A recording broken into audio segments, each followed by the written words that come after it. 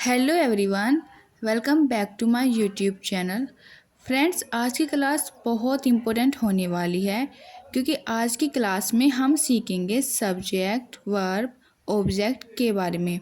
Friends, अगर आप इन तीनों को अच्छे से समझ गए ना तो आपके लिए इंग्लिश सेंटेंस बनाने में समझने में कोई दिक्कत नहीं होने वाली।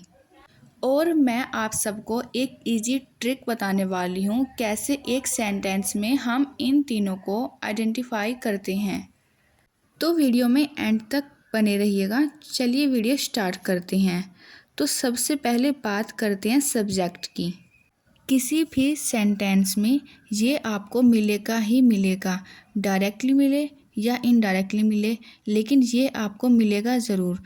तो क्या होता है सब्जेक्ट? सबसे पहले मैं ये क्लियर कर दूं, ये वो सब्जेक्ट नहीं है जो हम स्कूल में पढ़ते हैं, like math, English, chemistry, physics. ये वो वाला सब्जेक्ट नहीं है। इंग्लिश ग्रामर का सब्जेक्ट अलग होता है जिसका हिंदी अर्थ होता है कर्ता। तो क्या होता है सब्जेक्ट? सब्जेक्ट का मतलब होता है डूअर ऑफ एन एक्शन। क्या होता है? Doer of an action. Hindi में मतलब समझिए, कर्ता वह व्यक्ति अथवा वस्तु होता है जो वाक्य में कोई काम करता है या काम से सीधे सीधे जुड़ा हुआ होता है। मैं अगेन रिपीट कर रही हूँ, कर्ता वह व्यक्ति अथवा वस्तु होता है जो वाक्य में कोई काम करता है या काम से सीधे सीधे जुड़ा हुआ होता है। यानी कि सब्जेक्ट कोई व्यक्ति भी हो सकता है या कोई वस्तु भी हो सकती है। ये इम्पोर्टेंट चीज़ होती है, आपको ध्यान में रखनी है कि व्यक्ति वस्तु दोनों ही सब्जेक्ट बन सकते हैं। अब देखिए सब्जेक्ट क्या क्या हो सकते हैं। एक सेंटेंस में सब्जेक्ट कोई भी हो सकता है। एग्जाम्पल के लिए आई का मतलब होता है मैं। नेक्स्ट है वी का मतलब होता है हम। नेक्स्ट यू का मतलब होता है तुम, आप। नेक्स्ट है दे का मतलब होता है वे लोग। नेक्स्ट है ही का मतलब होता है वह। इसका इस्तेमाल पुरुषों के लिए किया जाता है। नेक्स्ट है सी का मतलब होता है यह। इसका इस्तेमाल स्त्री के लिए किया जाता है। आगे देखिए इट का मतलब होता है यह। इसका इस्तेमाल जानवर, मौसम या निर्जीव वस्तुओं के लिए किया जाता है। निर्जीव वस्तुएं यानी कि कॉपी, पेंसिल, फर्नीचर, ये सब। ठीक है। नेक्स्ट, आपका सब्जेक्ट हो सकता है दिस।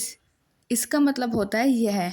मतलब कोई चीज़, कोई व्यक्ति आपके पास है तो हम दिस का यूज़ करते हैं। जैसे कि हम बोलते हैं ना, लुक एट दिस, इसे देखो। मतलब कोई चीज़ आपके पास है तो हम कहते हैं इसे देखो, लुक एट दिस। नेक्स्ट है डेट का मतलब होता है वह। इसका यूज़ हम कोई चीज़ हमसे दूर है उसके सेंटेंस में करते हैं। एग्जाम्पल के लिए जब हम बोलते हैं ना कभी कभी, अरे उस लड़की को देखो, मतलब वो लड़की सामने नहीं है, दूर है कहीं पे, तो हम दिखाकर बोलते हैं ना, लुक एट दैट गर्ल।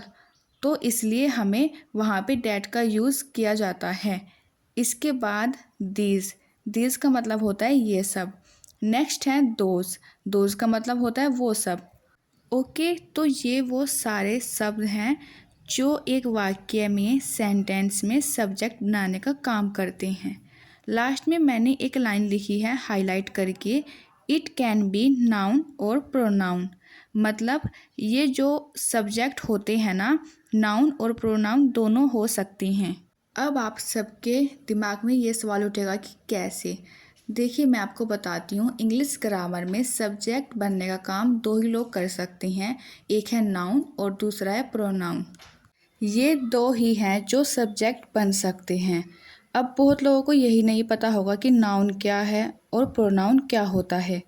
देखिए नाउन और प्रोनाउन ये पार्ट ऑफ स्पीच का हिस्सा होती हैं। इसे मैं अगली वीडियो में कवर करूँगी और डिटेल में समझाऊंगी। फिलहाल के लिए आप इतना समझिए कि नाउन का मतलब होता है नेमिंग वर्ड। मतलब कोई भी ऐसी चीज़ जिसे आप उसके नाम से बुला सकते हैं, वही है हमारा नाउन। जैसे हम बचपन में पढ़ते हैं ना, किसी भी वस्तु या स्थान को हम संज्ञा कहते हैं, तो वही चीज़ है कि जिसे हम नाउन कहते हैं।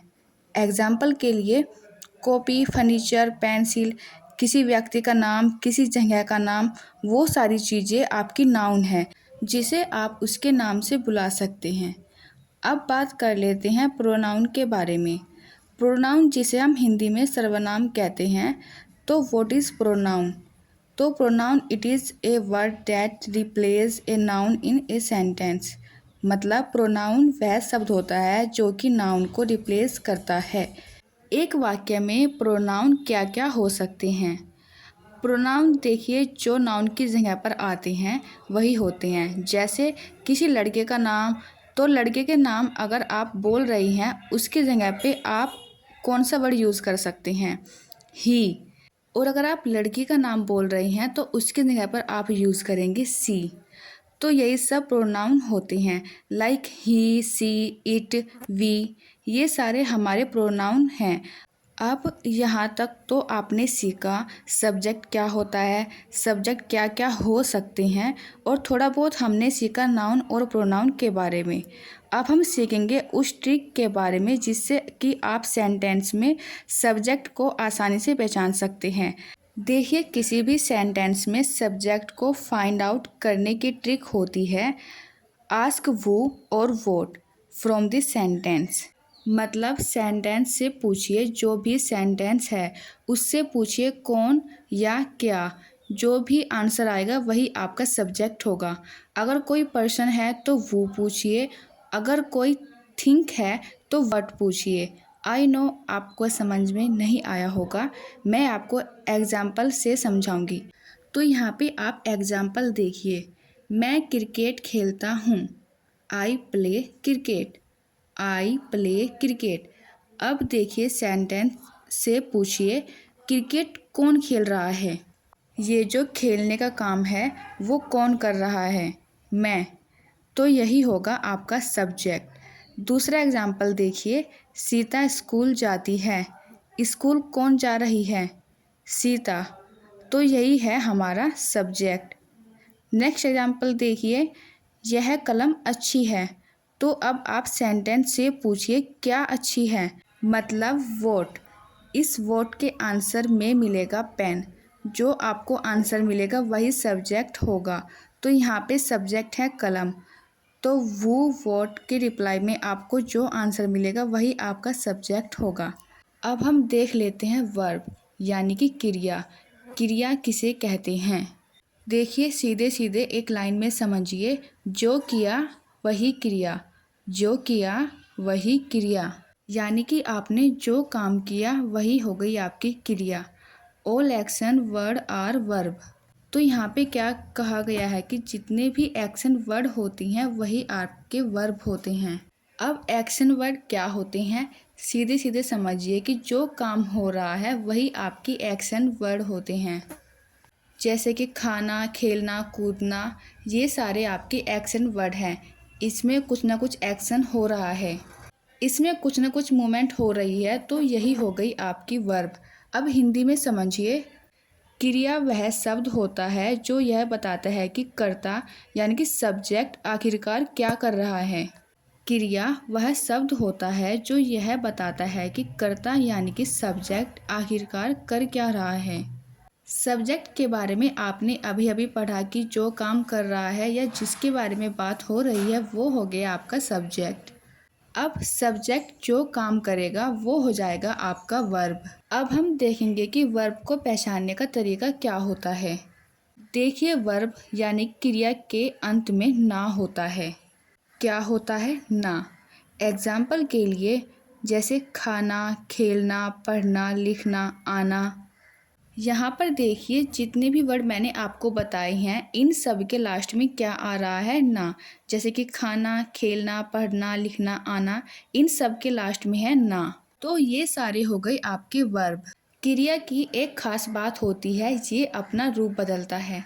जी हाँ, ये अपना रूप बदलता है सेंटेंस के अकॉर्डिंग। सेंटेंस को आप जिस तरीके से बोलना चाहेंगे उसी तरीके से आप इसमें अपनी वर्ब की फॉर्म को लगाएंगे।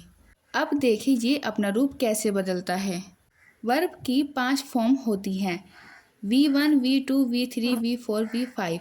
एग्जाम्पल के लिए समझिए, ईट ईट का मतलब होता है खाना, एट का मतलब होता है खाया, ईटन का मतलब होता है खा चुका है, ईटिंग का मतलब होता है खा रहा है और ईट्स का मतलब होता है खाना। नेक्स्ट है यहाँ पे गो। गो का मतलब होता है जाना, वेंट का मतलब होता है गया, गोन का मतलब होता है जा चुका है, गोइंग का मतलब होता है जा रहा है और गोज का मतलब होता है जाना। ऐसे ही वर्ब की बहुत सारी फॉर्म होती हैं जिन्हें आपको याद रखना चाहिए।